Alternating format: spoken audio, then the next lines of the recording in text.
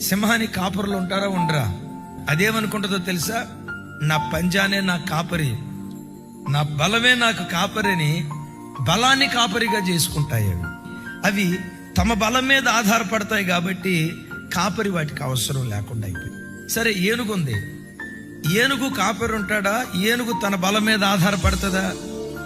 దాని ధైర్యం ఏంటంటే, నా తొండంతో 20 సంవత్సరాల క్రితం నాటిన చెట్టును కూడా ఉన్న పాటను లేపేయగలుగుతాయి. ఏమనుకున్నారు నా తొండం అంటే? ఈ తొండంతో నేనేమైనా చేయగలనని అది తన బలం మీద ఆధారపడుతుంది. సృష్టిలో ప్రతి జంతువు, ప్రతి జీవరాశి తన బలం మీద ఆధారపడి బ్రతుకుతూ ఉంటాయి. తన బలం మీద ఆధారపడకుండా, తన శక్తి సామర్థ్యాల మీద ఆధారపడకుండా ప్రతి క్షణం కాపరి మీద ఆధారపడే ఏకైక జంతువు గొర్రె. కానీ విచిత్రం తెలుసా?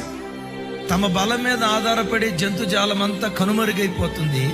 గొర్రెల మంద రోజు రోజుకు విస్తరిస్తూ ఉంటుంది. ఎవరైనా మనల్ని చూసి అది కదా గొర్రెలు గొర్రెలు గొర్రెలు అని అన్నారు. ఎస్, మేము గొర్రెలమే.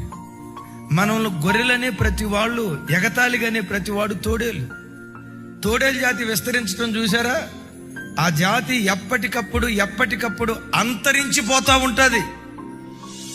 సింహాల జాతి అంతరించిపోద్దేమో, తోడేళ్ల జాతి అంతరించిపోద్దేమో, వేట కుక్కల జాతి అంతరించిపోద్దేమో. గొర్రెల సంతతి రోజు రోజుకు అది ప్రవర్తమానం చెందుతూ ఉంటుంది. నాకు బైబిల్లో హృదయాన్ని ఉప్పొంగ చేసే ఒక మాట ఏంటో తెలుసా? ఇశ్రాయేలీలకు ఆధారుడు నరుడు కాడు. మరి ఇశ్రాయేలీలకు ఆధారుడు ఎవరు?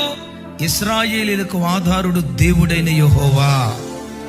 ప్రపంచంలో ఏ ఆధారమైనా, అది సాఫ్ట్వేర్ రంగమా, కంపెనీ సెక్టారా, ఫ్యాబ్రికేషన్ సెక్టారా, ఎడ్యుకేషనల్ సెక్టారా, ఏ సెక్టార్ అయినా లోకంలో ఉన్న ప్రతి ఆధారం ఏదో ఒక రోజు కదిలిపోతుంది. నేనంట, ఎప్పటికీ ఎన్నటికీ కదిలిపోక చిరస్మరణీయంగా నిలిచి ఉండే ఏకైక ఆధారం దేవుడనే ఆధారం.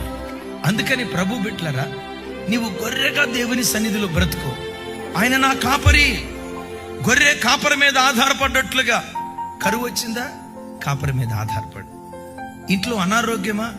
కాపరి మీద ఆధారపడు. భార్యాభర్తల మధ్యలో అసమాధానమా? కాపరి మీద ఆధారపడు. పిల్లల మాట వెంటలేదా? కాపరి మీద ఆధారపడు. ఎవరికి చెప్పుకోలేని గుండె కోత హృదయ క్షేత్రంలో అనుభవిస్తున్నావా? సమస్య ఏదైనా నేను ప్రకటించే నా దేవుడు నీ సమస్యకు చాలిన దేవుడు.